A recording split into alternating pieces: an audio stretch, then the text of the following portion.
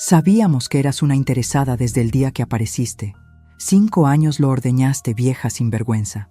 Esas palabras acaban de salir de la boca de mi hijastra mientras firmo los papeles que me quitan todo. La casa donde cuidé a su padre moribundo durante 1826 días. El auto que usé para llevarlo a 63 sesiones de quimioterapia. Las cuentas bancarias que llenamos vendiendo empanadas los domingos. Todo perdido. Pero ellas cometieron un error. Y muy pronto van a descubrir cuál. Esta es la historia de cómo 2 hijastras ingratas intentaron robarme mi vida. Y cómo la justicia se sirve en silencio. Tengo 61 años y mis manos tiemblan mientras sostengo este bolígrafo frente a los papeles que me quitarán todo. La notaría huele a madera vieja y a café recalentado. Son las 4:23 de la tarde de un martes que jamás olvidaré. Frente a mí, Daniela y Gabriela, las hijas de Ricardo, mi esposo que murió hace 2 días, me miran con una mezcla de desprecio y triunfo que me quema la piel. Daniela, la mayor, tiene 42 años y usa un traje gris que nunca le vi cuando su padre agonizaba en esa cama de hospital. Gabriela, de 38, se pinta las uñas de rojo mientras espera que yo firme. Rojo como la sangre que siento bombeando en mis oídos. El abogado del juez carraspea. Es un hombre delgado, de anteojos gruesos, que no me mira a los ojos cuando habla. Me extiende una pluma azul, una pluma barata de esas que regalan en los bancos. Con esta pluma voy a firmar que renuncio a la casa donde cuidé a Ricardo durante 1826 días. Con esta pluma voy a entregar el automóvil que manejé para llevar a mi esposo a 63 sesiones de quimioterapia. Con esta pluma voy a ceder las cuentas bancarias que tienen el dinero que Ricardo y yo ahorramos vendiendo empanadas los domingos en la feria del barrio. Daniela se inclina hacia mí. Huele a perfume caro, de esos que cuestan más que mi renta mensual. Me susurra al oído con voz de hielo. Espero que hayas disfrutado estos 5 años de vida cómoda, porque se acabó. Ahora vas a volver al hueco del que saliste. Siento que algo se rompe dentro de mi pecho. No es el corazón, es algo más profundo. Es la última hebra de dignidad que me quedaba. Mis dedos aprietan la pluma hasta que los nudillos se ponen blancos. El abogado me señala la línea punteada. Línea 1. Renuncia a derechos sobre el inmueble ubicado en calle Los Jazmines, número 247. Línea 2. Renuncia a derechos sobre el vehículo Toyota Corolla, placas HBK 473. Línea 3. Renuncia a derechos sobre cuentas de ahorro y fondos de inversión. Firmo. Firmo con lágrimas que me caen sobre el papel y manchan la tinta. Firmo mientras Gabriela suelta una risita corta, como un ladrido. Firmo mientras el notario golpea su sello sobre cada página con un sonido seco que retumba en mis huesos. El abogado de ellas, un tipo gordo con corbata mal anudada, sonríe satisfecho. Recoge los papeles como quien recoge billetes del suelo. Daniela se pone de pie. Me mira desde arriba, porque yo sigo sentada, porque mis piernas no responden. Tienes hasta el viernes para sacar tus cosas de la casa. Deja las llaves en la mesa de la cocina. Y ni se te ocurra llevarte nada que no sea tuyo. Se da la vuelta. Sus tacones repiquetean contra el piso de cerámica. Gabriela la sigue, guardando su teléfono celular en la cartera. La puerta de la notaría se cierra con un golpe que me deja sola con el notario y su secretaria, una mujer joven que me mira con lástima. Pero esperen un momento. Déjenme presentarme como es debido, porque ustedes merecen saber quién soy yo antes de juzgarme, antes de preguntarse por qué una mujer se deja humillar así, antes de pensar que soy tonta o débil o que merecía esto. Me llamo Patricia Solís. Tengo 61 años recién cumplidos. Nací en un pueblo pequeño de la provincia donde las casas son de adobe y las calles no tienen nombre, solo números. Soy la menor de 6 hermanos. Mi padre era albañil y mi madre lavaba ropa ajena para ayudar con los gastos. Aprendí a trabajar antes de aprender a leer. A los 8 años ya sabía planchar camisas sin quemar la tela. A los 12, cocinar para 10 personas con medio kilo de arroz y un poco de imaginación.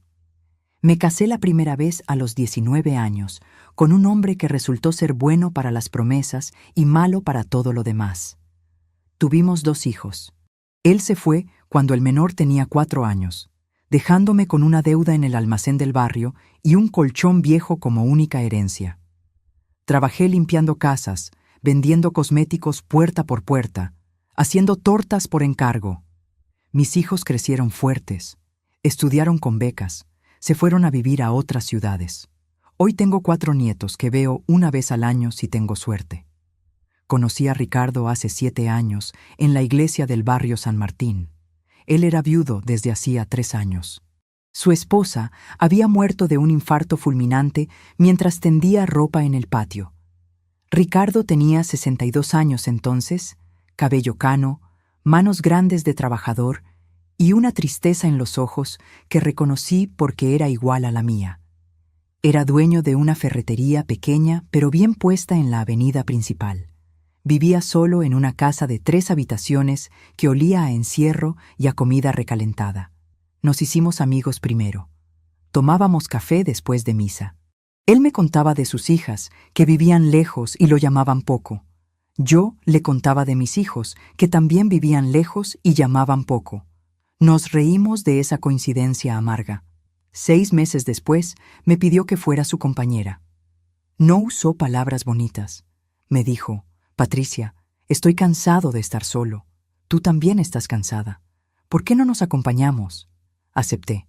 Nos casamos por civil un sábado lluvioso de abril. Su hija Daniela vino a la boda, pero se fue antes del almuerzo. Gabriela ni siquiera contestó el teléfono. Los primeros 2 años fueron tranquilos. Yo ayudaba en la ferretería, atendiendo la caja, ordenando el inventario. Ricardo era un hombre de rutinas. Desayunaba avena con manzana. Leía el periódico completo, hasta los anuncios clasificados. Veíamos las noticias de la noche juntos. No era un matrimonio de película, pero era honesto. Nos cuidábamos. Él pagaba las cuentas grandes y yo las chicas. Juntábamos el dinero que sobraba en una lata de galletas escondida detrás de las ollas. Entonces llegó el diagnóstico: cáncer de páncreas. Etapa 3. El doctor era un hombre joven, demasiado joven para dar noticias tan terribles. Nos lo dijo en un consultorio con las paredes color verde menta, un color que ahora odio con toda mi alma. Ricardo apretó mi mano tan fuerte que me dejó marca. El médico habló de quimioterapia, de pronósticos, de calidad de vida. Habló durante 15 minutos, pero yo solo escuché 3 palabras: 2 años máximo. Llamé a Daniela esa misma noche. Le temblaba la voz cuando contestó. Le expliqué todo. Hubo un silencio largo del otro lado de la línea. Luego me dijo: Bueno, Patricia, gracias por avisar. Yo hablo con Gabriela y vemos qué podemos hacer. Colgó. No volvió a llamar en 2 semanas. Cuando finalmente apareció en casa, no abrazó a su padre. Se sentó en la sala, revisó unos papeles viejos, preguntó por el testamento. Ricardo le dijo que no había hecho ninguno nuevo después de casarse conmigo. Daniela apretó los labios. Se fue 1 hora después. Los siguientes 5 años se convirtieron en un borrón de hospitales, medicinas, noches sin dormir. Ricardo empeoró rápido. La quimioterapia lo dejaba tan débil que no podía caminar solo al baño. Perdió 22 kilos. Su piel se puso del color de la cera vieja. Dejó de reconocerme algunos días. Me llamaba por el nombre de su primera esposa. Yo no lo corregía. Limpiaba sus vómitos. Le cambiaba los pañales cuando ya no controlaba sus esfínteres. Le daba de comer con cuchara, limpiándole la boca después de cada bocado. Vendí mi única joya, un anillo de oro que me había regalado mi madre antes de morir, para pagar un tratamiento experimental que el seguro no cubría. Ricardo lo supo y lloró. Me dijo: Perdóname, Patricia. Perdóname por hacerte pasar por esto. Le sequé las lágrimas y le dije que no tenía nada que perdonar. Mentí. No porque estuviera enojada con él, sino porque dentro de mí crecía un resentimiento amargo hacia sus hijas, que llamaban una vez al mes para preguntar cómo estaba, pero que nunca, nunca aparecían para ayudar. La ferretería tuvimos que cerrarla. Yo no podía atenderla sola y cuidar a Ricardo. La vendimos por menos de lo que valía a un comerciante chino que regateó hasta el último peso. Con ese dinero pagamos deudas médicas y compramos más tiempo, tiempo que se escurría como agua entre los dedos. Ricardo murió un domingo de madrugada. Eran las 5:47 de la mañana. Yo estaba acostada junto a él, sosteniéndole la mano. Sentí cuando dejó de respirar. No fue dramático como en las películas. Solo un suspiro largo y luego nada. Silencio. Un silencio tan pesado que me aplastó contra el colchón. Llamé a Daniela a las 6 de la mañana. Contestó con voz de sueño. Le dije, «Tu padre falleció». Hubo un gemido del otro lado. Luego un llanto que sonaba real. Dijo que venía enseguida. Llegó 5 horas después con Gabriela, las dos vestidas de negro, como si hubieran tenido los vestidos preparados en el closet esperando este día. El funeral fue sencillo. Pocas personas, los vecinos del barrio, algunos clientes viejos de la ferretería, el padre Julio de la iglesia. Daniela y Gabriela se sentaron en la primera fila, llorando de manera ostentosa. Yo me senté atrás, seca de lágrimas porque ya las había gastado todas durante 5 años de agonía lenta. Después del entierro, volvimos a la casa. Daniela y Gabriela se instalaron en la sala como dueñas. Empezaron a revisar cajones, a abrir armarios, a hacer inventario. Les pregunté qué hacían. Daniela me miró como si yo fuera una intrusa. Estamos viendo lo que dejó nuestro padre. Es nuestro derecho. Esa noche, mientras yo trataba de dormir en la cama donde Ricardo había muerto, las escuché hablando en la cocina. Sus voces atravesaban las paredes delgadas. Es obvio que se casó con él por la casa y el dinero. 5 años aguantó para quedarse con todo. No vamos a dejar que esta mujer se quede con lo que es nuestro. Cada palabra era una puñalada. A la mañana siguiente, Daniela tocó la puerta de mi habitación a las 7. Entró sin esperar respuesta. Me dijo que habían hablado con un abogado, que iban a reclamar la herencia completa porque yo no tenía derecho a nada, que su padre había construido ese patrimonio con su primera esposa, la madre de ellas, y que yo solo era una oportunista que apareció al final. Les dije que su padre y yo habíamos trabajado juntos, que yo había vendido mis cosas para pagar sus medicinas, que había limpiado su cuerpo enfermo cuando nadie más lo hacía. Gabriela se rió. Una risa seca, cruel. ¿Y qué querías? ¿Una medalla? Eso hacen las esposas. Pero eso no te da derecho a robarnos.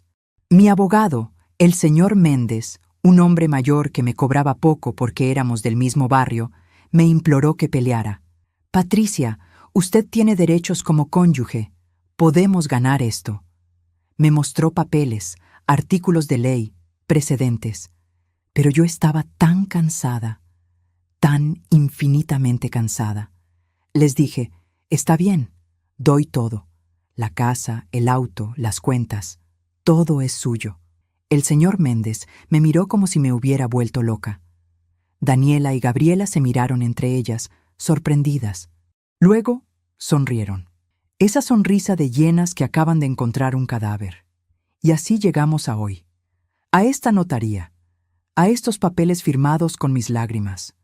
A este momento donde parece que lo perdí todo. Pero hay algo que ellas no saben. Algo que Ricardo hizo en sus últimos días de lucidez.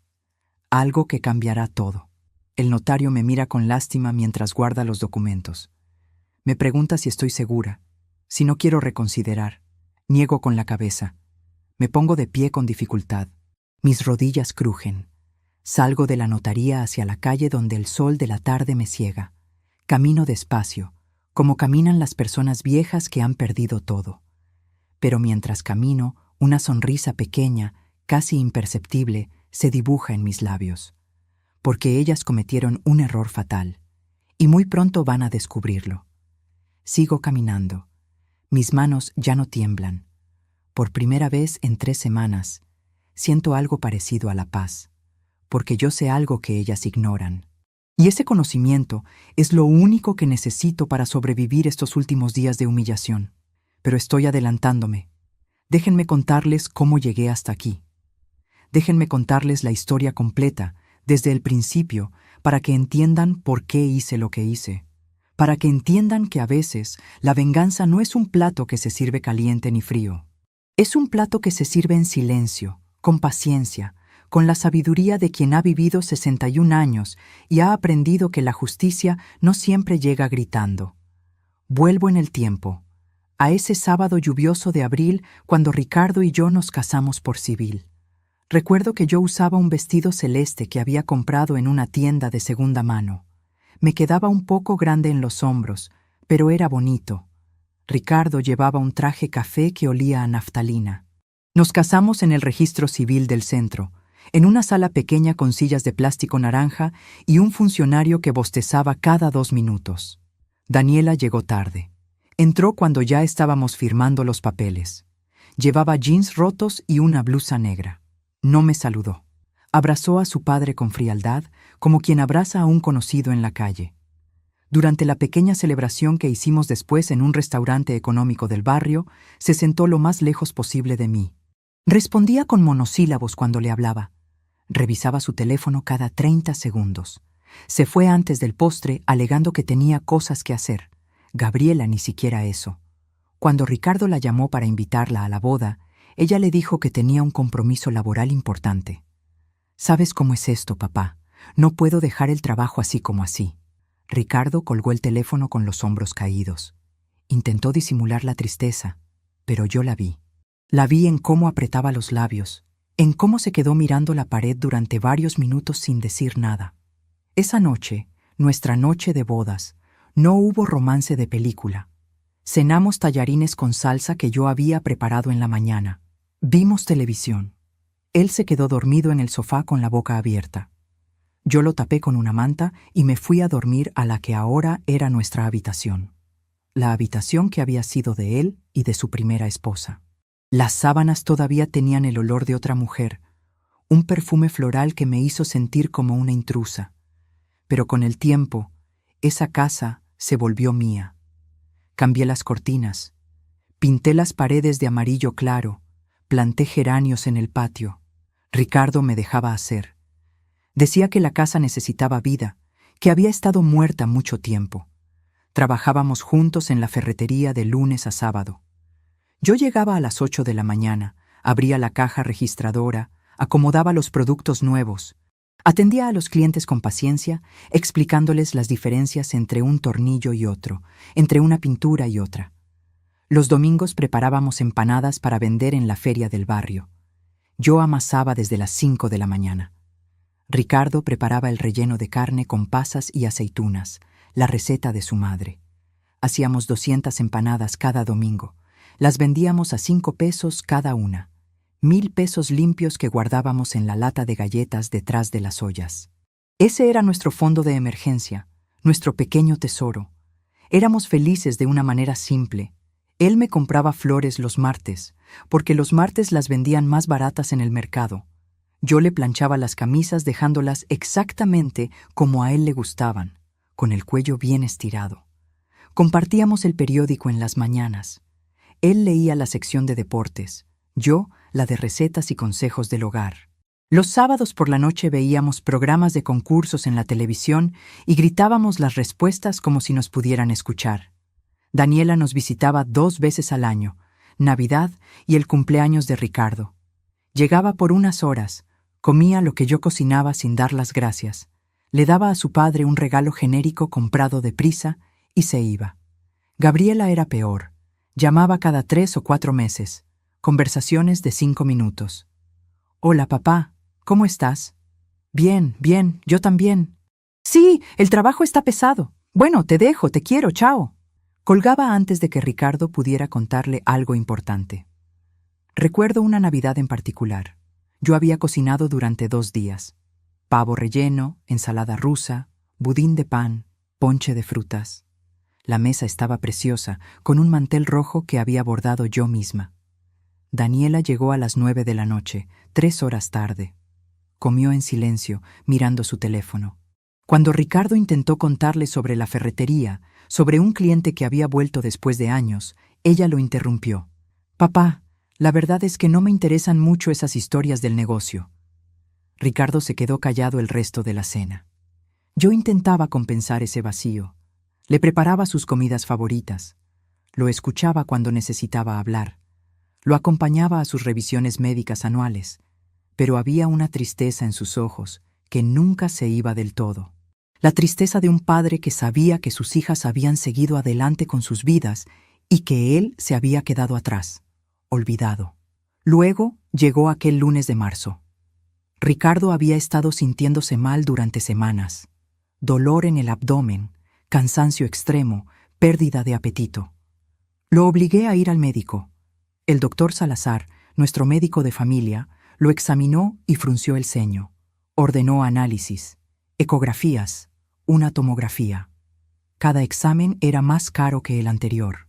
Usamos los ahorros de la lata de galletas.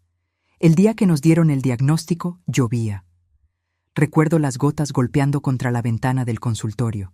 El doctor nos hizo sentar. Juntó las manos sobre el escritorio y habló con voz suave. Señor Torres, tengo malas noticias. Es cáncer de páncreas. Está avanzado. Etapa 3, casi 4. Las palabras cayeron sobre nosotros como piedras. Ricardo apretó mi mano con tanta fuerza que mis dedos se pusieron morados. El médico siguió hablando. Opciones de tratamiento: quimioterapia, radioterapia, posibilidad de cirugía si el tumor respondía, efectos secundarios, costos, porcentajes de supervivencia. Yo anotaba todo en un cuaderno con mano temblorosa, pero las letras salían torcidas, ilegibles. Al final, el doctor nos miró con compasión. En el mejor de los casos, con tratamiento agresivo, estamos hablando de 18 a 24 meses. 2 años. Mi esposo tenía 2 años de vida. Quizás. Salimos del hospital en silencio. Subimos al auto. Ricardo puso las manos en el volante, pero no arrancó. Se quedó mirando al frente durante largos minutos. Luego comenzó a llorar. No eran lágrimas silenciosas. Eran sollozos profundos que le sacudían todo el cuerpo. Yo lo abracé. Le dije que íbamos a pelear, que haríamos el tratamiento, que no nos íbamos a rendir. Esa noche llamé a Daniela. El teléfono sonó 6 veces antes de que contestara. Le conté todo: el diagnóstico, el pronóstico, el plan de tratamiento. Hubo un silencio del otro lado que duró una eternidad. Luego escuché su voz quebrada. Dios mío, no puede ser. Lloró un poco. Me preguntó detalles médicos que yo repetí leyendo de mis notas. Le dije que íbamos a empezar quimioterapia la próxima semana. Ella dijo que hablaría con Gabriela y verían qué podían hacer para ayudar. Esperé esa ayuda durante 2 semanas. No llegó. Ni una llamada, ni un mensaje, nada. Fue Ricardo quien finalmente las llamó. Daniela le dijo que tenía problemas en su trabajo, que su jefe era un tirano, que no podía pedir días libres. Gabriela le dijo que acababa de cambiar de puesto y que no quería dar mala impresión faltando tan pronto. Las dos prometieron visitarlo pronto. Pronto nunca llegó. La primera sesión de quimioterapia fue un infierno. Ricardo vomitó durante 6 horas seguidas. Perdió todo el color de la cara. Temblaba como una hoja.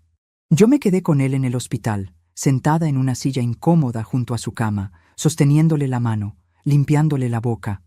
La enfermera me dijo que podía irme a casa a descansar. Le dije que no, que mi lugar estaba ahí. Así fueron las siguientes 63 sesiones. Cada martes y viernes durante meses. Yo manejaba el auto, porque Ricardo estaba demasiado débil. Lo ayudaba a caminar desde el estacionamiento hasta el área de oncología. Lo sostenía cuando las piernas le flaqueaban. Me sentaba a su lado mientras le inyectaban esos químicos que mataban el cáncer, pero que también lo mataban a él de a poco. Ricardo perdió el cabello primero, luego las cejas, luego las ganas de comer. Bajó 22 kilos en 4 meses. Su ropa le quedaba enorme. Tuve que hacerle agujeros nuevos a su cinturón porque el más apretado ya no servía. Su piel se volvió gris, como ceniza. Sus ojos se hundieron en las cuencas. Dejó de parecerse al hombre con el que me había casado. La ferretería se volvió imposible de mantener. Yo no podía atenderla sola y cuidar a Ricardo al mismo tiempo. Los clientes empezaron a irse a otras tiendas. Las ventas cayeron. Los proveedores exigían pagos que no podíamos hacer. Una mañana de junio, Ricardo me dijo con lágrimas en los ojos: «Patricia, tenemos que vender el negocio, no hay otra opción». Apareció un comerciante chino que tenía otras tiendas en la zona. Ofreció 80,000 pesos por todo: el inventario, el fondo de comercio, el nombre, el local. La ferretería valía al menos 130,000. Ricardo lo sabía, yo lo sabía. Pero no teníamos tiempo ni fuerza para negociar. Aceptamos, firmamos los papeles. Vi cómo ese hombre se llevaba el trabajo de toda una vida de Ricardo por menos de lo que valía. Vi cómo mi esposo lloraba en silencio mientras el comerciante cerraba la puerta de la ferretería por última vez. Con ese dinero pagamos deudas médicas que se habían acumulado. Compramos medicinas que el seguro no cubría.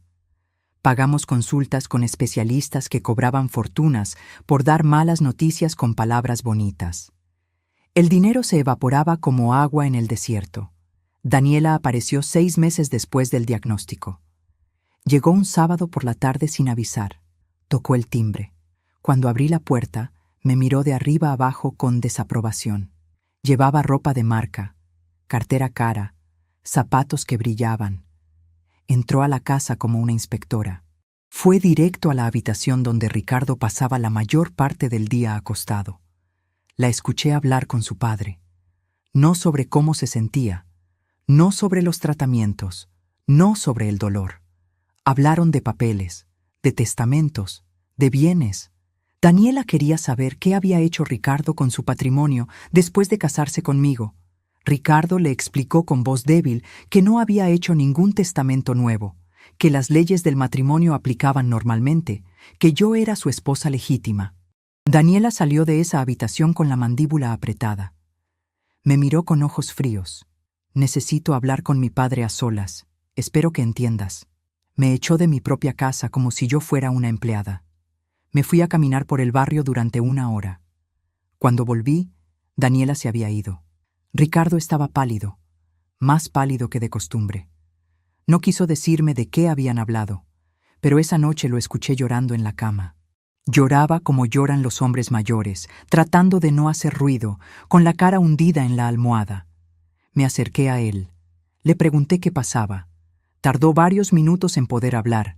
Finalmente me dijo: «Patricia, mis hijas creen que te casaste conmigo por interés.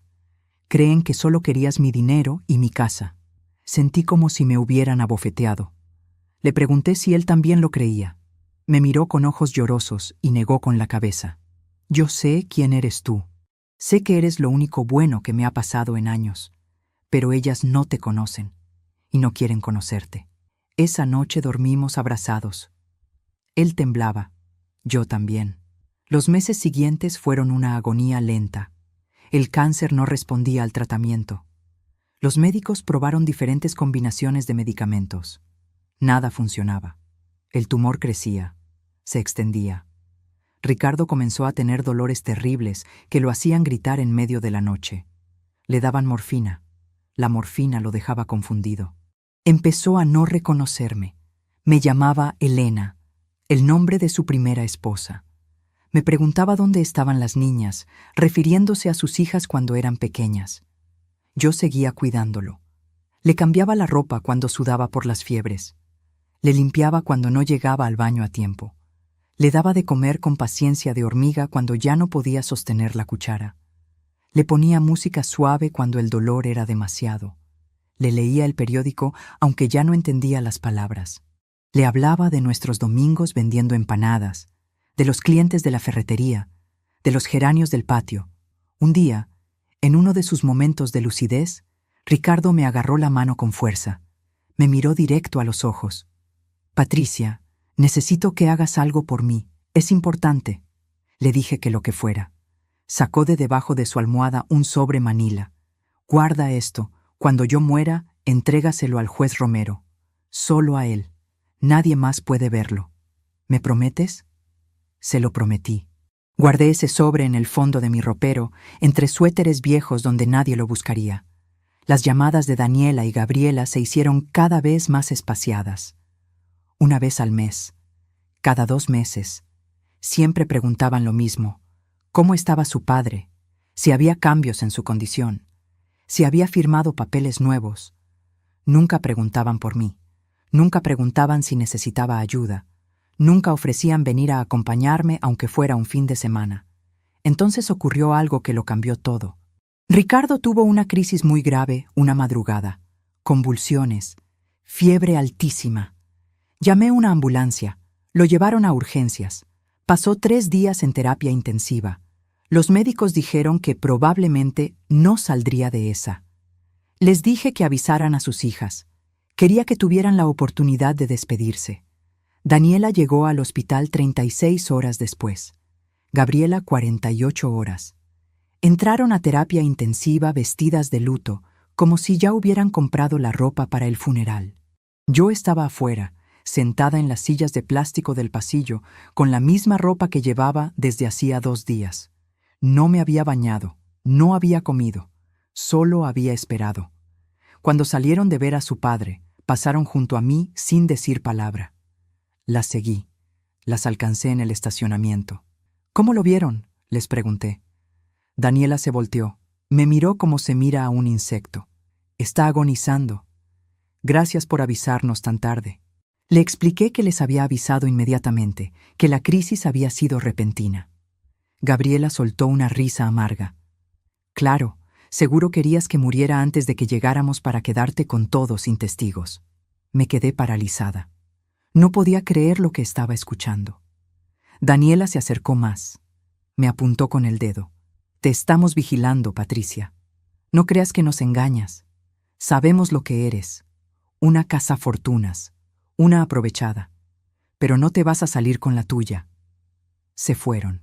Las vi subir a sus autos y desaparecer. Volví al hospital.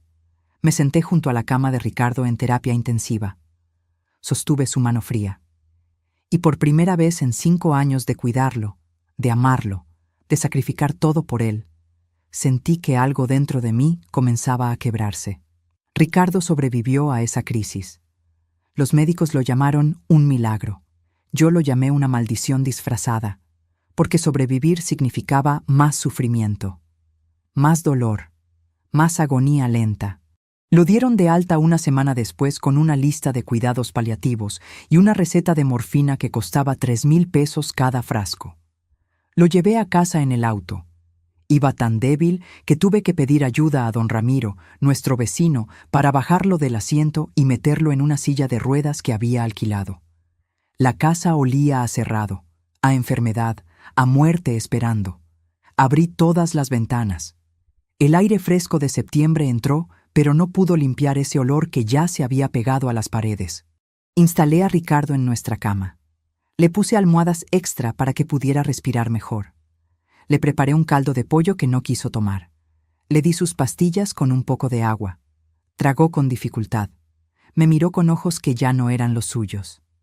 ¿Dónde está Elena?, preguntó. Elena, su primera esposa. Otra vez la confusión. Le dije suavemente que yo era Patricia, su esposa. Él frunció el ceño como si estuviera tratando de resolver un acertijo muy difícil. Luego cerró los ojos y se durmió. Esa noche no dormí. Me quedé sentada en una silla junto a la cama, vigilando su respiración. Cada inhalación sonaba como papel arrugándose. Cada exhalación como un suspiro de derrota. A las 3:42 de la madrugada, mi teléfono vibró. Un mensaje de Daniela. Mañana vamos a ir a la casa a las 10 de la mañana. Tenemos que hablar de asuntos importantes. Asegúrate de estar ahí. No era una solicitud. Era una orden. Como si yo fuera su empleada. Como si esta no fuera mi casa también. Sentí rabia subiendo por mi garganta como bilis. Pero estaba demasiado cansada para responder. Dejé el teléfono a un lado y cerré los ojos. Dormí 2 horas en esa silla incómoda, con el cuello torcido, soñando con cosas que no recuerdo. A las 10 en punto de la mañana siguiente, el timbre sonó. Abrí la puerta y ahí estaban, Daniela y Gabriela. Pero no venían solas. Las acompañaba un hombre de traje azul marino con un maletín de cuero. «Este es el licenciado Vargas, nuestro abogado», anunció Daniela empujando la puerta y entrando sin esperar invitación. Gabriela la siguió. El abogado entró último, mirando la casa con ojos de tasador. Se sentaron en la sala. En mi sala, Daniela sacó unos papeles de su bolsa. El abogado abrió su maletín. Yo me quedé de pie, con los brazos cruzados, sintiendo como una intrusa en mi propia casa. «Siéntate, Patricia», ordenó Daniela. Me senté en el borde del sofá. El licenciado Vargas habló con voz oficial, como leyendo de un guión. «Señora Solís, mis clientas me han contratado para proteger los intereses de la herencia de su padre. Hemos revisado la situación legal y queremos dejar claras algunas cosas». Sacó documentos, escrituras, títulos, estados de cuenta. Esta propiedad fue adquirida por el señor Ricardo Torres en 1998, durante su matrimonio con la señora Elena Martínez de Torres. Por lo tanto, es parte del patrimonio familiar original. Daniela se inclinó hacia adelante. Lo que el licenciado quiere decir es que esta casa nunca debió ser tuya. Fue de nuestra madre. Papá solo la tuvo en custodia. Ahora nos pertenece a nosotras. Sentí como si me hubieran golpeado en el estómago. Traté de hablar, pero Gabriela me interrumpió. El auto también. Las cuentas bancarias también. Todo lo que hay aquí es parte de la herencia de nuestra madre. Tú no tienes ningún derecho sobre nada de esto. El abogado continuó con su voz monótona. Entendemos que usted ha cuidado al señor Torres durante su enfermedad. Eso es admirable. Pero eso no le da derechos legales sobre propiedades que fueron adquiridas antes de su matrimonio. Pausa dramática. Estamos dispuestos a ser generosos. Le ofrecemos 50,000 pesos como compensación por sus servicios de cuidado. A cambio, usted firmará un documento renunciando a cualquier reclamo sobre la herencia. 50,000 pesos. Por 5 años de mi vida. Por 1,826 días limpiando vómito y orina. Por 63 viajes al hospital. Por vender mi único anillo de oro. Por cerrar la ferretería por menos de lo que valía. Por dormir en sillas de hospital. Por aguantar que me llamaran por el nombre de otra mujer. 50,000 pesos. Me reí. Fue una risa corta, sin humor. Daniela frunció el ceño. No veo qué tiene de gracioso. Es una oferta justa. Justa. Esa palabra sonó tan absurda en su boca que me reí otra vez. ¿Justa?, pregunté. 50,000 pesos es justo por 5 años de cuidar a su padre mientras ustedes vivían sus vidas cómodas en otra ciudad. Gabriela se puso de pie. Su voz subió de volumen. ¿Sabes qué? Ni siquiera tenemos que ofrecerte nada. Podríamos echarte a la calle hoy mismo. Deberías estar agradecida de que seamos tan generosas. Generosas. Ahí estaba esa palabra otra vez, usada por personas que no sabían su significado. El abogado intervino. Señora Solís, le sugiero que considere la oferta. Si esto llega a tribunales, puede salir con las manos vacías, y los procesos legales son largos y costosos. ¿Tiene usted dinero para pagar un abogado? Sabía que no. Lo sabía porque había revisado mis finanzas, porque había investigado, porque Daniela y Gabriela habían hecho su tarea. Me puse de pie. Les dije que necesitaba pensarlo, que no iba a firmar nada sin consultar con mi propio abogado. Daniela soltó un bufido. ¿Qué abogado? No tienes dinero ni para comer. Pero como quieras, te damos una semana, 7 días para que firmes o empezamos el proceso legal. Se levantaron. El licenciado Vargas me dejó su tarjeta sobre la mesa. Salieron de la casa dejando un rastro de perfume caro y amenazas. Cerré la puerta. Me apoyé contra ella. Mis piernas temblaban. Caminé hacia la habitación donde Ricardo dormía profundamente, drogado con morfina. Me senté en la cama junto a él. Lo miré. Este hombre que había sido mi compañero, mi amigo, mi responsabilidad. Este hombre por el que había sacrificado todo. Este hombre cuyas hijas me trataban como basura. Algo se rompió dentro de mí en ese momento. No fue un quiebre dramático. Fue silencioso. Como cuando una rama seca finalmente se parte después de soportar demasiado peso. Sentí claramente cómo esa última hebra de paciencia, de resignación, de aguante, se cortaba limpiamente. Basta. La palabra apareció en mi mente con una claridad cristalina. Basta. Hasta aquí. No más. Ya no iba a permitir que me pisotearan. Ya no iba a agachar la cabeza. Ya no iba a aceptar migajas mientras ellas se quedaban con el banquete. Pero no iba a gritar. No iba a hacer escándalos. No iba a pelear con sus armas. Iba a pelear con las mías. Con silencio. Con paciencia. Con inteligencia. Las iba a dejar creer que habían ganado. Y luego les iba a mostrar que nunca tuvieron oportunidad.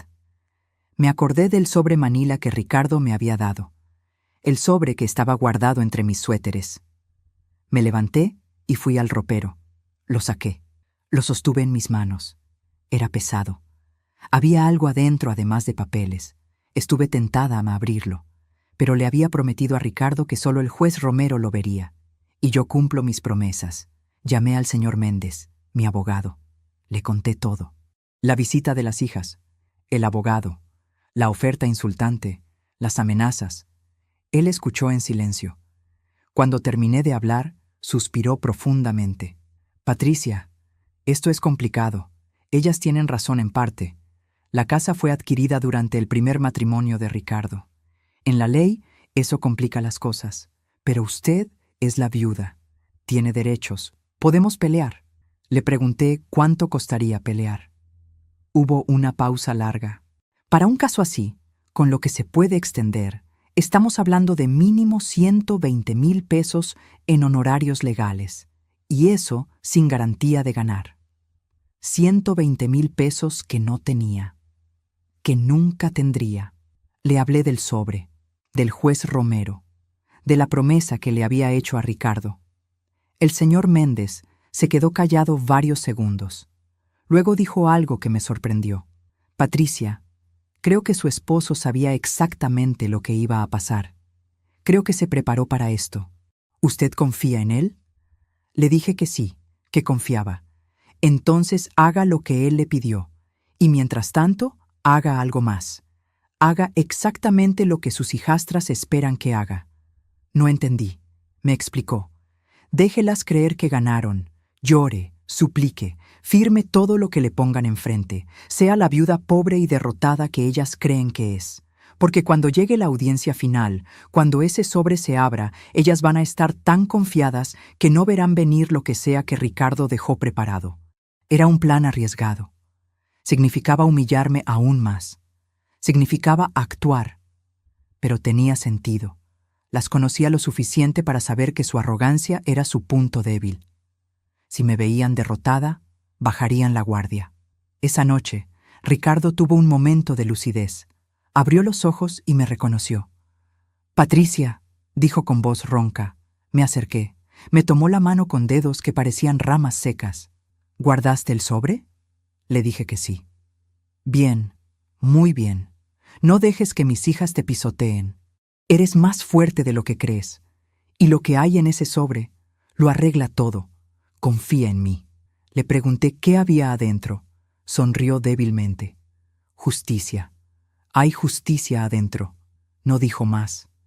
Se volvió a dormir. Fueron las últimas palabras coherentes que me dirigió. Los siguientes días fueron una preparación silenciosa. Saqué copias de todos los documentos importantes.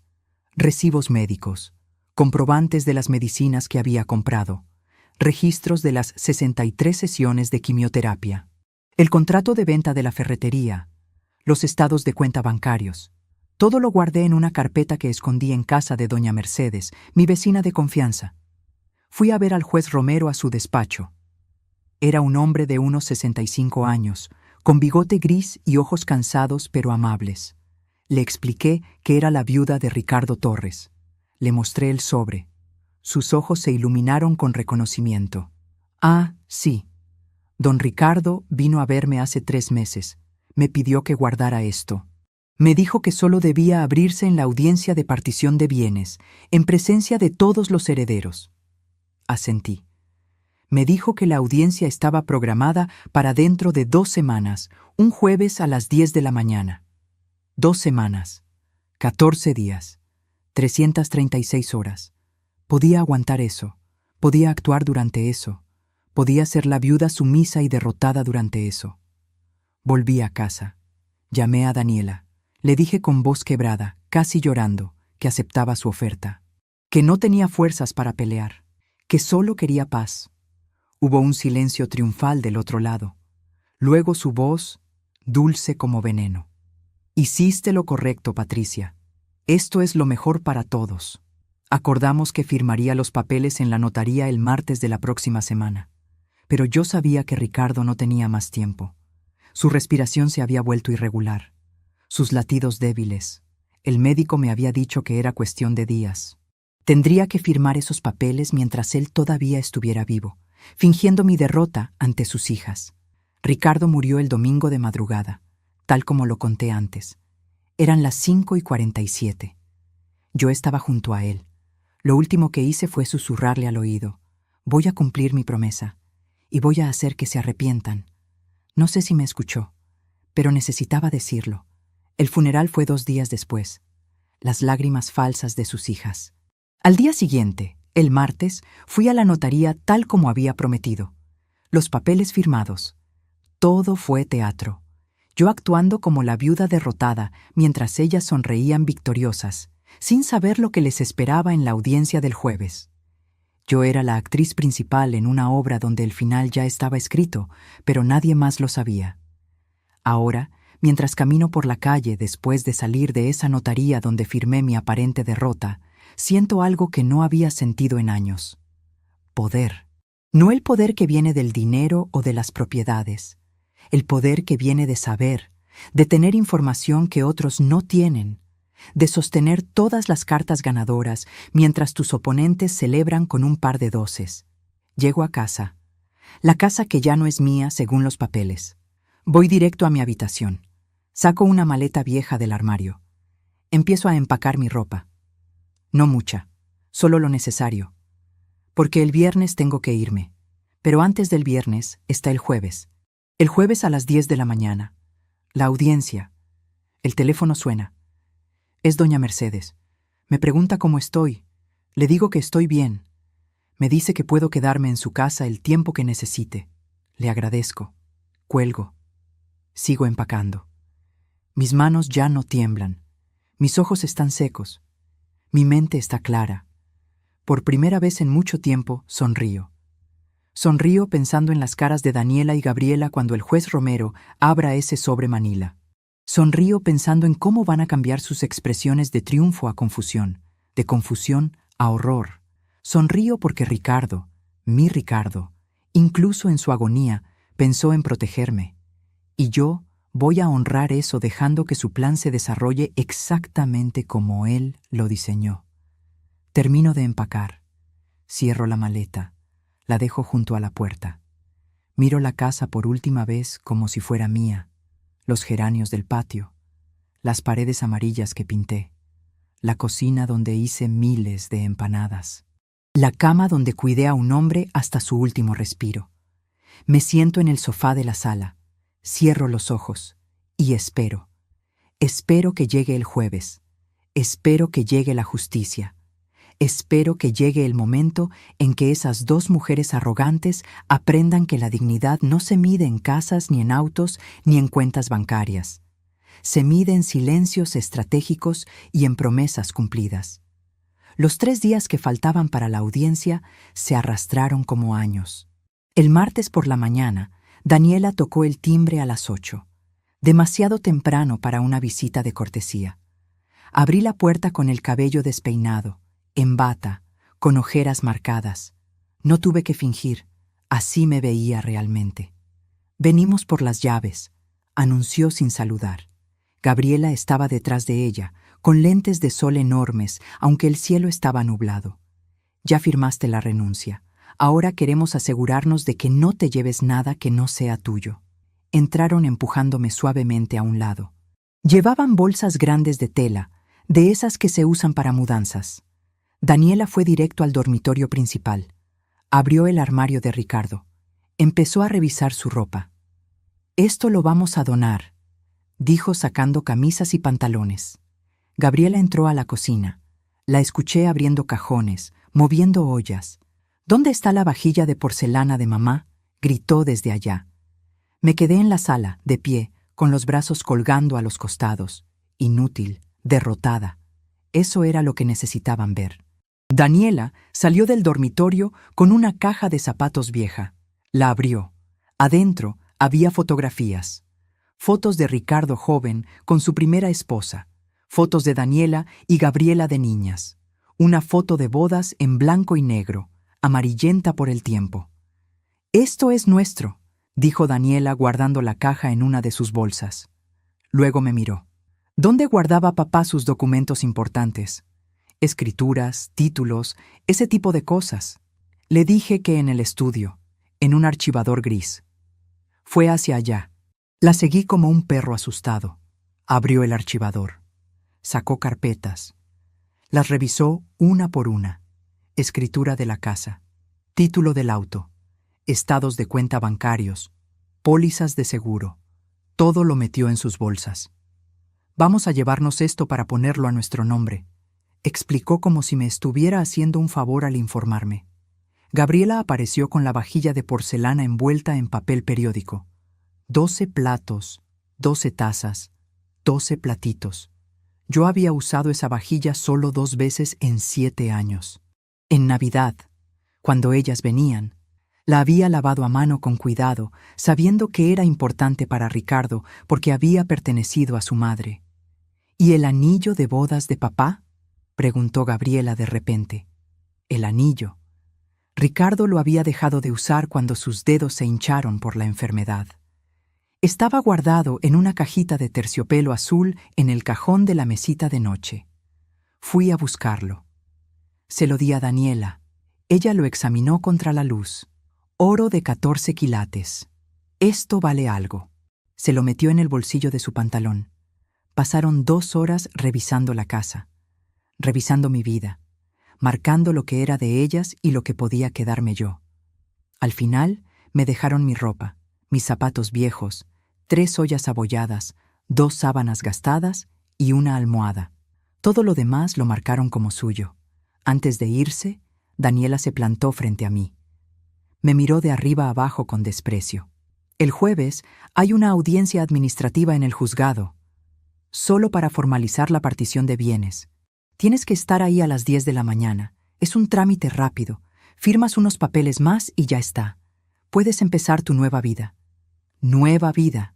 Como si a los 61 años, sin dinero, sin casa, sin nada, pudiera empezar algo nuevo. Asentí con la cabeza. «Ahí estaré», dije con voz apagada. Daniela sonrió. Una sonrisa de victoria. Se fueron arrastrando sus bolsas llenas de mi vida, de los recuerdos de Ricardo, de todo lo que habíamos construido juntos. Cerré la puerta. Conté hasta 10. Luego fui al baño y me lavé la cara con agua fría. Me miré al espejo. La mujer que me devolvió la mirada no era la mujer derrotada que Daniela y Gabriela acababan de ver. Era una mujer con un plan. Una mujer con un secreto. Una mujer que sabía exactamente lo que iba a pasar en 2 días. El miércoles lo pasé en casa de doña Mercedes. Ella me preparó té de manzanilla y pan tostado con mantequilla. Me dejó usar su teléfono para llamar al señor Méndez. Le confirmé que estaría en la audiencia. Él me dijo que él también. Que no dijera nada, a menos que el juez me preguntara directamente. Que dejara que el sobre hablara por mí. Esa noche casi no dormí. Me quedé despierta en el sofá cama de doña Mercedes, mirando el techo, repasando mentalmente lo que podría pasar, las diferentes posibilidades, los diferentes desenlaces, pero siempre volvía a las palabras de Ricardo. Hay justicia adentro. Confiaba en él. Tenía que confiar. El jueves amaneció con un cielo gris que amenazaba lluvia.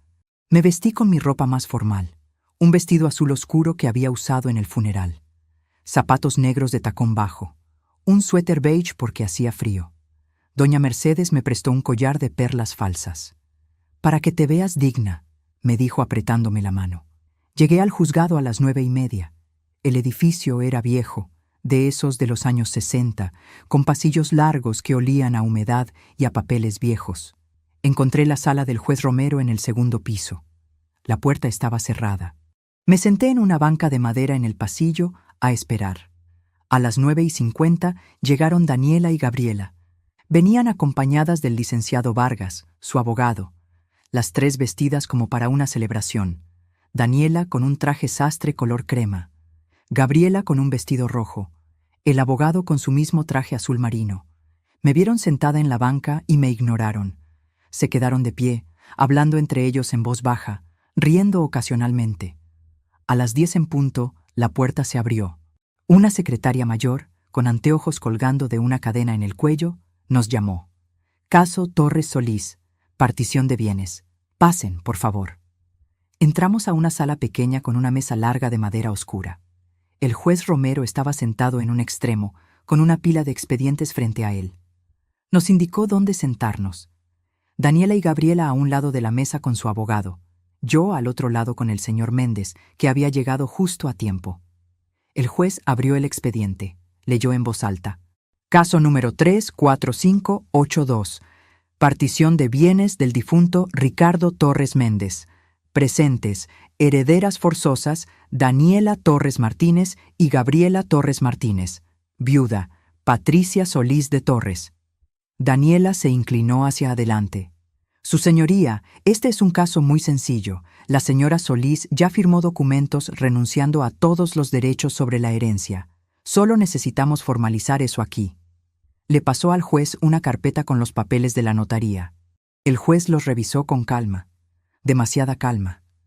Se tomó 5 minutos largos leyendo cada página. Finalmente levantó la vista.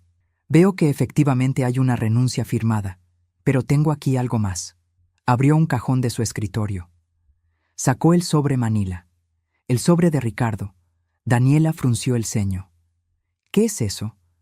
El juez Romero la miró con severidad. Esto es un documento que el señor Ricardo Torres me entregó en mano hace 3 meses, cuando aún estaba en uso de sus facultades mentales.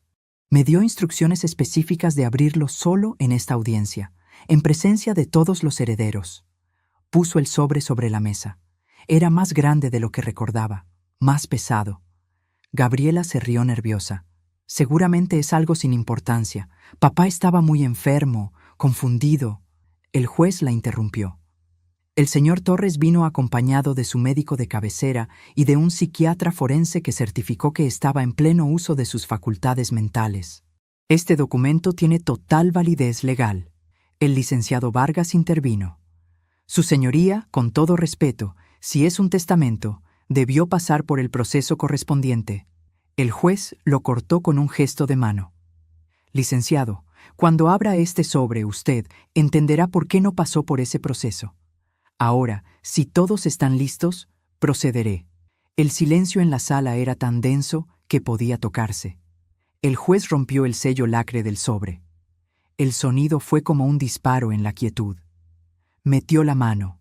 Sacó primero una memoria USB, luego varios papeles doblados y finalmente algo que hizo que mi corazón se detuviera.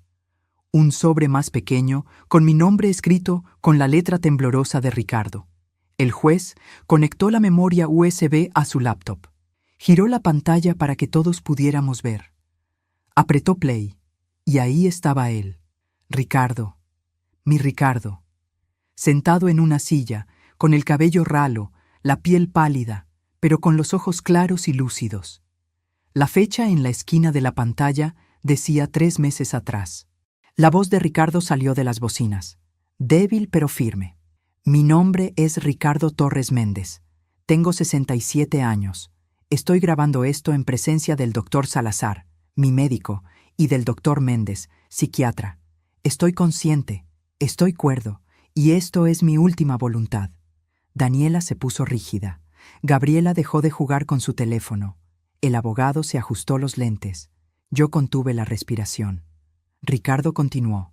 Mis hijas Daniela y Gabriela están aquí hoy pensando que se van a quedar con todo lo que tengo. Pero hay cosas que ellas no saben. Cosas que necesito decir ahora antes de que sea demasiado tarde. Tosió. Tomó agua de un vaso fuera de cámara. Hace 7 años me casé con Patricia Solís. Mis hijas se opusieron desde el principio. Pensaron que ella estaba conmigo por interés. No la conocieron. No quisieron conocerla. Hizo una pausa. En la pantalla se veía cómo le costaba respirar. Cuando me enfermé, Patricia dejó todo para cuidarme. Vendió su único objeto de valor para pagar mis medicinas. Cerró mi ferretería y la vendió barata para pagar mis tratamientos. Limpió mi cuerpo cuando yo ya no podía hacerlo solo. Me alimentó cuando mis propias manos no podían sostener una cuchara. Durmió en sillas de hospital durante 63 sesiones de quimioterapia. Su voz se quebró. Mis hijas me visitaron 4 veces en 5 años de enfermedad. 4 veces. Llamaron 22 veces. 22 llamadas en 1826 días. Lo conté. Patricia también lo contó. Porque el dolor se cuenta. La ausencia se cuenta. Daniela estaba pálida. Gabriela miraba la mesa. El abogado tragó saliva. Por eso, continuó Ricardo en la grabación, he tomado decisiones. Decisiones que están en los documentos que acompañan este video. La grabación terminó. La pantalla se puso negra. El juez levantó uno de los papeles. Testamento hológrafo, leyó en voz alta, escrito de puño y letra por el señor Ricardo Torres, fechado 3 meses antes de su fallecimiento, certificado por notario público. Empezó a leer. Yo, Ricardo Torres Méndez, en pleno uso de mis facultades, dispongo lo siguiente. Primero, la casa ubicada en calle Los Jazmines, número 247, queda en propiedad absoluta de mi esposa Patricia Solís de Torres. Daniela se puso de pie de golpe. «Eso es imposible. Esa casa es de nuestra madre». El juez la miró con dureza. «Siéntese, señorita Torres. La propiedad fue adquirida durante el matrimonio con su madre, sí, pero su padre tenía pleno derecho de disponer de su 50%. Y eso es exactamente lo que hizo». Continuó leyendo. Segundo, el vehículo Toyota Corolla, placas HBK 473, queda en propiedad de Patricia Solís. Tercero, todas las cuentas bancarias y fondos de inversión a mi nombre quedan en propiedad de Patricia Solís, excepto una cuenta de ahorro con 50,000 pesos que será dividida en partes iguales entre mis hijas Daniela y Gabriela. 25,000 pesos cada una. Eso era todo lo que recibirían, menos de lo que me habían ofrecido a mí como limosna. Pero el juez no había terminado. Levantó otro documento. Adicionalmente, el señor Torres dejó un inventario detallado de todos los gastos médicos de los últimos 5 años. Un total de 280,000 pesos. De esos, Patricia Solís aportó de su propio dinero 120,000 pesos, vendiendo sus pertenencias y usando sus ahorros. Las señoritas Torres aportaron 0 pesos. El silencio era ensordecedor. El juez sacó el sobre pequeño con mi nombre. Me lo extendió. «Señora Solís, esto es para usted». Lo tomé con manos temblorosas. Lo abrí. Adentro había una carta y algo más. El anillo de bodas de Ricardo. El mismo que Daniela me había quitado y se había metido en el bolsillo 2 días atrás. La carta decía: «Patricia, mi amor, mi compañera, mi ángel. Si estás leyendo esto es porque ya no estoy. Perdóname por dejarte sola. Perdóname por no haber hecho esto antes. Pero ahora está hecho. La casa es tuya. El auto es tuyo. El dinero es tuyo.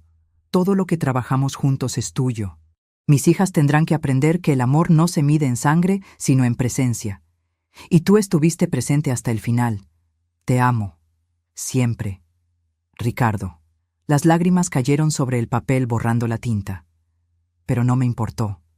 Alcé la vista. Daniela estaba de pie, roja de furia. «Esto es una farsa. Esa mujer lo manipuló, lo obligó a firmar esto». El licenciado Vargas trataba de calmarla, poniéndole una mano en el hombro. El juez golpeó la mesa con su mazo. «Orden. Señorita Torres, su padre actuó en pleno uso de sus facultades. Hay certificados médicos, hay testimonios, hay un video. Todo está en orden». Miró al abogado. «Licenciado, ¿tiene algo que alegar?». Vargas negó con la cabeza. Sabía que no había nada que hacer. Daniela se volvió hacia mí. Me apuntó con el dedo como había hecho en el estacionamiento del hospital. «Tú planeaste esto. Tú lo envenenaste contra nosotras. Tú...». El juez la interrumpió.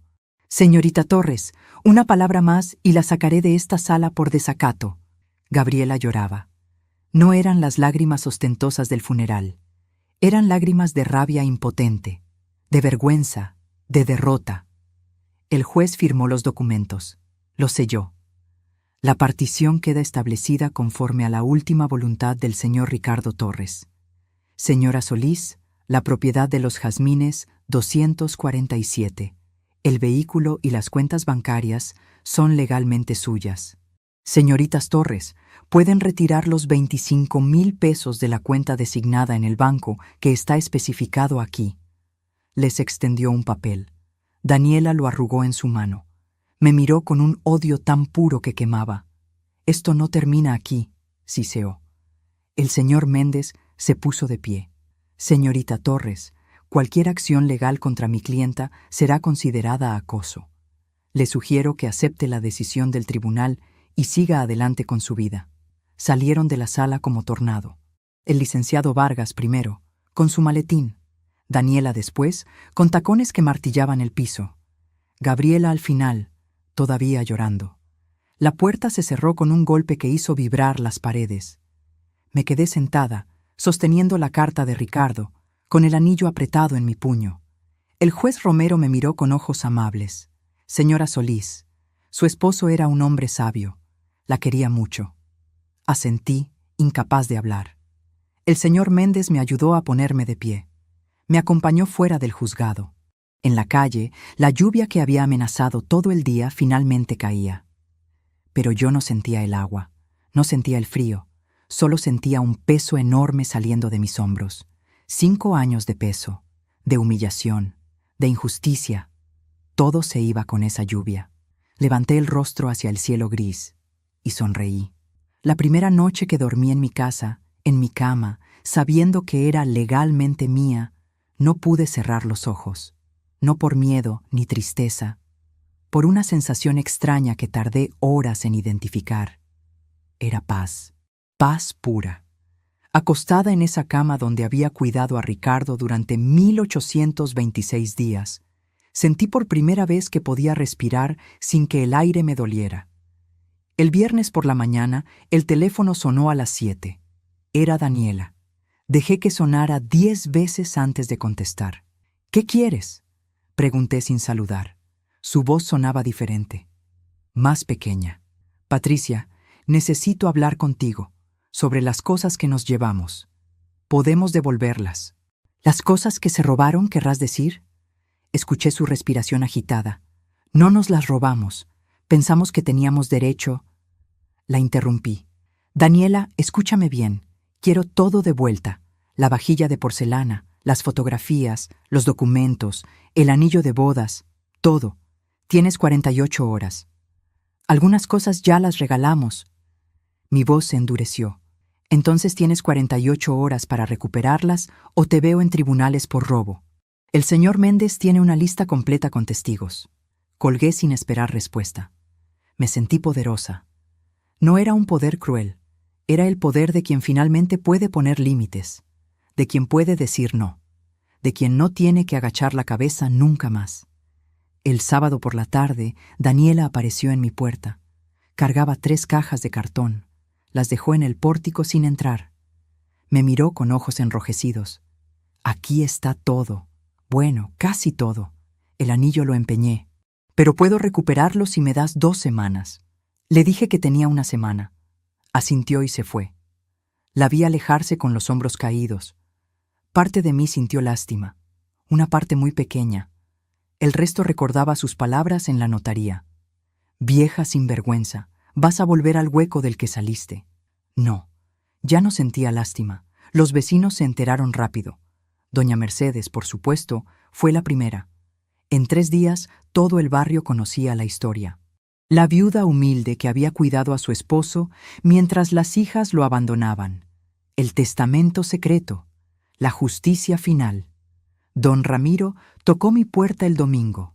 Traía guiso de lentejas. Para que no tenga que cocinar, doña Patricia. La señora Campos me trajo pan casero. El señor Vega vino a ofrecerse para arreglar cualquier cosa en la casa. Sin cobro. Es lo mínimo que puedo hacer. Me di cuenta de algo hermoso. Durante 5 años yo había construido una red sin saberlo. Una red de personas que me habían visto llegar del mercado a las 5 de la mañana, que me habían visto empujar la silla de ruedas por las calles, que me habían visto llorando después de las sesiones de quimioterapia. Ellos me habían visto y ahora me cuidaban. Una tarde me senté en el patio con una taza de café. Miré los geranios que había plantado años atrás. Estaban llenos de flores rojas. Pensé en Ricardo, en cómo me había protegido incluso después de muerto. Saqué el anillo que él me había dejado. Me lo puse. Me quedaba grande.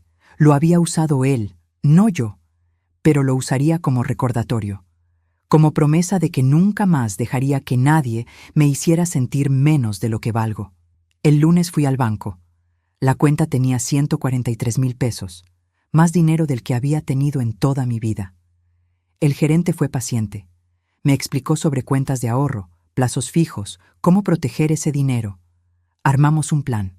30,000 en cuenta corriente, 80,000 en plazo fijo y 33,000 en cuenta de ahorro con intereses mensuales.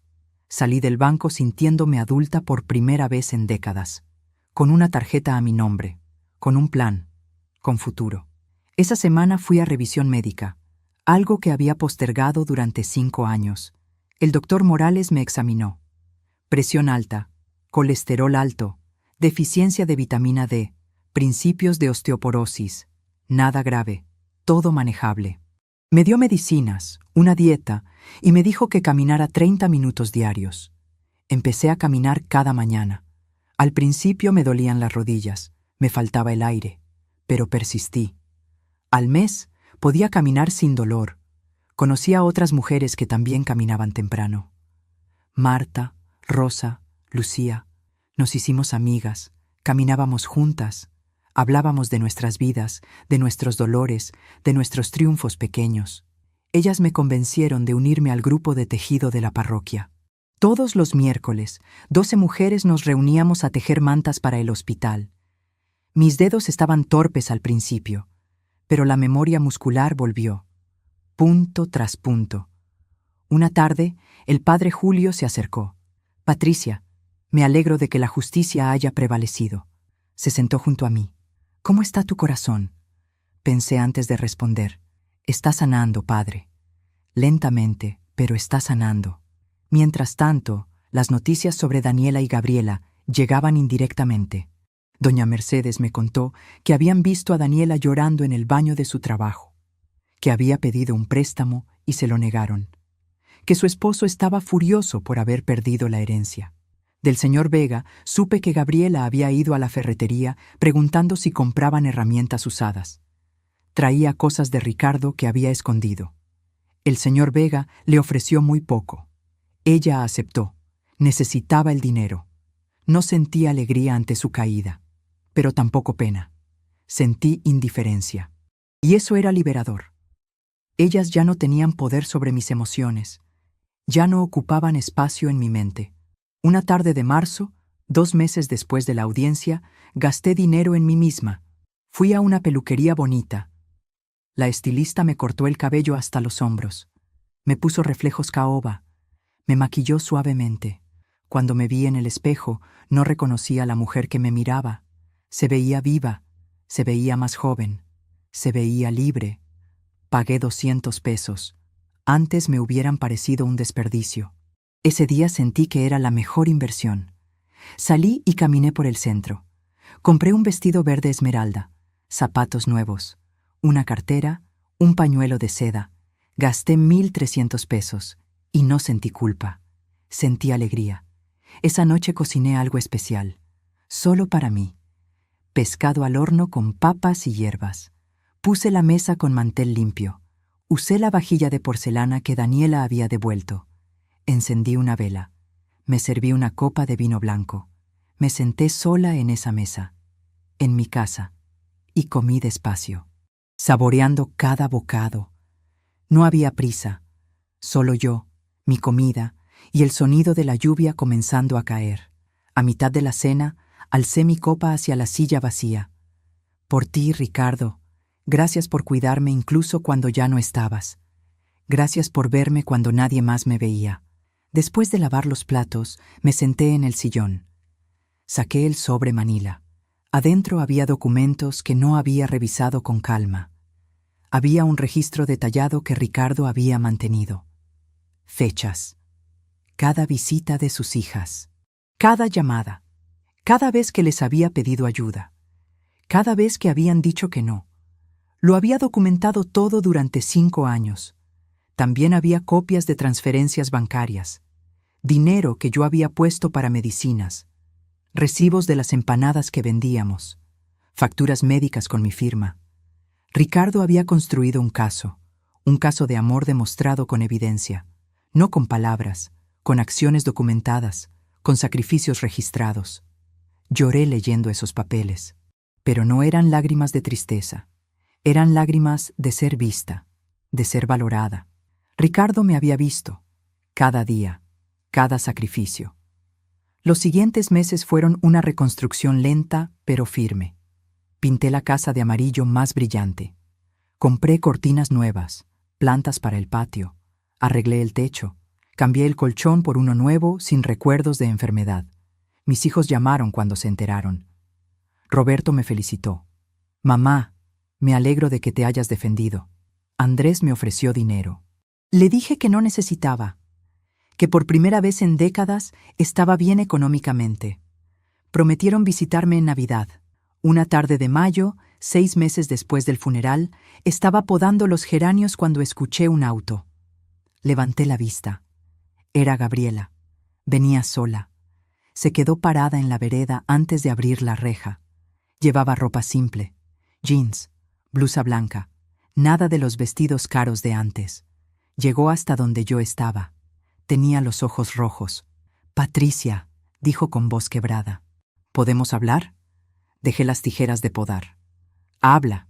Se sentó sin que la invitara. Vengo a pedirte perdón. Por todo. Por cómo te tratamos. Por no valorar lo que hiciste por mi padre. Hizo una pausa. No espero que me perdones. Solo necesitaba decirlo. La miré en silencio. Busqué señales de manipulación. Solo vi cansancio. Solo vi arrepentimiento genuino. ¿Qué pasó, Gabriela? Suspiró profundo. Perdí mi trabajo. Mi esposo me dejó. Estoy en un departamento pequeño que apenas puedo pagar. Y encontré cartas que mi padre me escribió cuando era niña, llenas de amor, y me di cuenta de que lo abandoné, que cuando más me necesitaba, no estuve. Lágrimas cayeron sobre la mesa. Y tú sí estuviste. Y nosotras te tratamos como basura, cuando en realidad eras lo mejor que le había pasado a mi padre en años. Dejé que llorara. Finalmente habló de nuevo. No vengo a pedirte dinero, solo vine a decir que lo siento, y que ojalá algún día puedas perdonarme. La miré a los ojos. Gabriela, tu padre me amó, me cuidó incluso después de muerto. Eso es un regalo que voy a valorar el resto de mi vida, pero no puedo decirte que está todo bien, porque no lo está. Ustedes me hicieron mucho daño. Ella asintió. Se puso de pie. Lo entiendo. Gracias por escucharme. Se dio la vuelta. Algo dentro de mí se movió. Gabriela se detuvo. El perdón no llega en un día, pero quizás con tiempo, quizás podamos tener paz. Me miró con ojos esperanzados. Asentí una vez. Ella se fue. Y sentí que un ciclo se cerraba, no con reconciliación dramática, sino con la posibilidad tranquila de que algún día el veneno pudiera convertirse en indiferencia, y la indiferencia en paz. Esa noche cociné de nuevo. Pescado al horno, copa de vino, vela encendida. Me senté a la mesa, sola pero no sola, acompañada por la memoria de un hombre que me amó bien, acompañada por la certeza de que había sobrevivido, de que había ganado, no con gritos ni venganzas, sino con dignidad silenciosa y justicia merecida. Alcé mi copa hacia el cielo y sonreí. Han pasado 2 años desde aquella audiencia, 2 años desde que el juez Romero cambió mi vida. Hoy es un sábado de otoño. El sol entra por la ventana iluminando la mesa donde desayuno tranquila. Pan tostado con mermelada de durazno, café negro y frutas. Desayuno despacio, sin prisa, sin el peso invisible que cargué durante tantos años. Tengo 63 años ahora. Mi cabello tiene más canas, pero lo llevo bien cuidado. Voy a la peluquería cada mes. Me hago las uñas cada 2 semanas, porque aprendí que cuidarme no es un lujo, es un acto de respeto propio. Es decirle al mundo que valgo. La casa ya no huele a enfermedad. Huele a flores frescas que compro en el mercado. Huele a la comida que cocino. Huele a vida. Las paredes amarillas brillan con pintura nueva. Los geranios crecieron tanto que tuve que podarlos 3 veces este año. Mis mañanas son mías. Camino con Marta, Rosa y Lucía a las 6. Ya no me duelen las rodillas. Ahora camino 8 cuadras, 5 vueltas a la plaza. Luego tomamos té en la casa de una de nosotras. Patricia, cada vez que vengo aquí, me sorprende lo diferente que se ve todo, me dijo Rosa. Se siente como si la casa hubiera despertado. Sonreí. Es que despertó. Durante años fue un hospital. Ahora es un hogar. Los miércoles sigo yendo al grupo de tejido. Llevamos más de 80 mantas donadas. El mes pasado empezamos a tejer muñecos de lana para los niños del orfanato. El dinero que Ricardo me dejó lo administré bien. Los 80,000 pesos crecieron con los intereses. Ahora tengo 94,000 invertidos. Para emergencias, para nunca más depender de nadie. Con los 30,000 de la cuenta corriente hice reparaciones. Arreglé el techo, cambié tuberías, pinté, compré muebles nuevos, un sofá cómodo, una cama con colchón ortopédico, una mesa de madera maciza que durará otros 50 años. Los intereses mensuales junto con mi pensión me dan 2,000 pesos mensuales. No es mucho, pero es suficiente. Es mío y nadie puede quitármelo. Mis hijos vinieron en Navidad como prometieron. Roberto con su esposa y mis nietos. Andrés con su novia. Cocinamos, reímos, decoramos con luces. Fue la primera Navidad en años donde sentí felicidad real en mi pecho. Roberto me llevó aparte una noche. Mamá, te ves diferente, te ves fuerte. Le dije que me sentía fuerte, que había aprendido que decir no me hace mala persona. Me abrazó fuerte. Gabriela volvió a visitarme 3 veces en estos 2 años. La primera vez, 6 meses después de aquella conversación. Traía rosas amarillas. Nos sentamos en la sala. Hablamos de cosas superficiales al principio. Lentamente la conversación se volvió más profunda. Me contó que estaba en terapia, que había descubierto que sus decisiones venían del enojo mal procesado por la muerte de su madre. Cuando llegaste tú, me dijo, te vi como un reemplazo barato de mi mamá. No te di oportunidad. Y ahora sé que perdí años de conocer a una mujer buena por mi orgullo. Le dije que apreciaba su honestidad, que quizás, con tiempo, podríamos construir algo, no una relación de madre e hija, pero quizás una amistad frágil, un respeto mutuo. Su segunda visita fue en mi cumpleaños número 62. Llegó con un pastel de chocolate, mi favorito. Su tercera visita fue hace un mes con una caja de fotos de Ricardo. Pensé que quisieras tener algunas. Saqué una foto donde él estaba frente al mostrador de la ferretería, sonriendo ampliamente. Me quedo con esta. Elegí 3. Suficiente para recordar que él tuvo una vida antes de mí. Que esa vida fue importante, pero que yo también lo fui. Daniela no ha vuelto. Se mudó a otra ciudad. Todavía me culpa de todo. Gabriela me cuenta esto con vergüenza. Le digo que está bien, que no todos sanan. Daniela eligió su camino. Yo elegí el mío. Esta mañana, después de que mis amigas se fueron, me senté en el patio. Miré los geranios, las flores rojas brillantes bajo el sol. Pensé en todo lo que había perdido, en todo lo que había ganado. Perdí 5 años cuidando a un hombre enfermo. Perdí mi anillo de oro. Perdí noches de sueño. Pero gané algo invaluable. Gané la certeza de que soy una mujer de palabra, que cuando amo, amo completo. Gané dignidad. Aprendí que poner límites no es egoísmo, es supervivencia. Aprendí que el silencio puede ser más poderoso que los gritos, que la paciencia estratégica gana batallas que la rabia impulsiva pierde. Aprendí que a los 63 años la vida no se termina, se transforma. Puedo comenzar de nuevo. Puedo elegir cómo gasto mi tiempo. Puedo ser egoísta con mi paz. Y no sentir culpa. Durante años sentí culpa. Culpa de madre, de esposa, por existir. Pero esa culpa venía de lo que me habían enseñado, que las mujeres debemos servir, sacrificar, desaparecer. Ya no creo eso. Ahora sé que merezco existir plenamente. Fui a la habitación. Abrí el cajón y saqué el sobre Manila. Los papeles de Ricardo, el registro de amor en fechas y números. Lo leí otra vez, lentamente. Luego lo guardé de vuelta. Ese sobre es mi tesoro. Pero ya no necesito leerlo cada día, porque llevo esa certeza dentro de mí. Preparé almuerzo, sopa de verduras, arroz blanco, pollo al horno.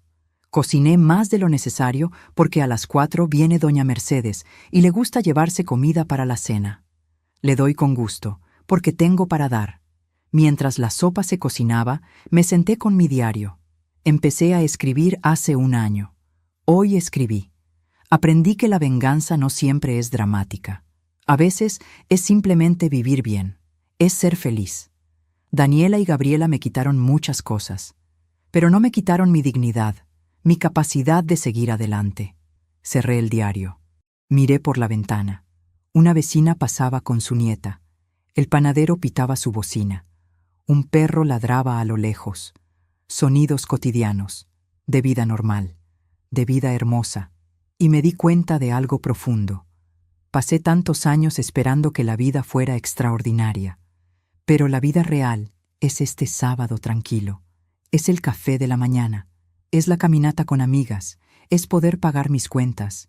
Es dormir sin angustia. Eso es todo. Y es más que suficiente. Si estás escuchando esta historia y te sientes identificado, si alguna vez te sentiste pisoteado por tu familia, quiero que sepas algo. Vales. Tu dignidad no la define cuánto dinero tienes, la define cómo te tratas a ti mismo. Los límites que pones, el respeto que exiges. No es tarde para cambiar tu historia, no importa tu edad.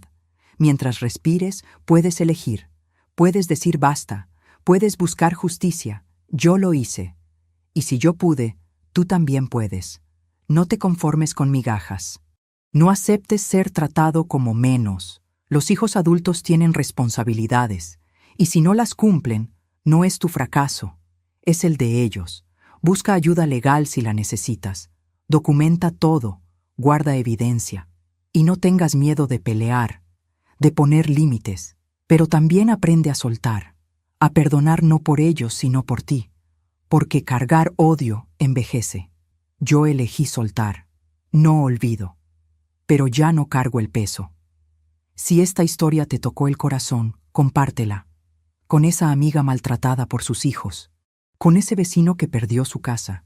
Que sepan que no están solos, que hay justicia, que hay vida después del abuso. Y si tienes tu propia historia, cuéntala, porque nuestras historias tienen poder. Tienen el poder de sanar, de inspirar. Tu historia importa, tu voz importa. Hoy, 2 años después de aquella audiencia, me siento en mi patio con una taza de café. El sol calienta mi cara. Mi casa está en paz. Mi corazón está en paz. Y por primera vez en décadas, puedo decir con completa honestidad que soy feliz. No una felicidad de fuegos artificiales, una felicidad tranquila, profunda, real. La felicidad de quien sobrevivió la tormenta y ahora disfruta el sol. Esta es mi historia. La historia de Patricia Solís, 63 años, viuda, sobreviviente, mujer digna, mujer libre, mujer que aprendió que el amor propio no es vanidad, es justicia.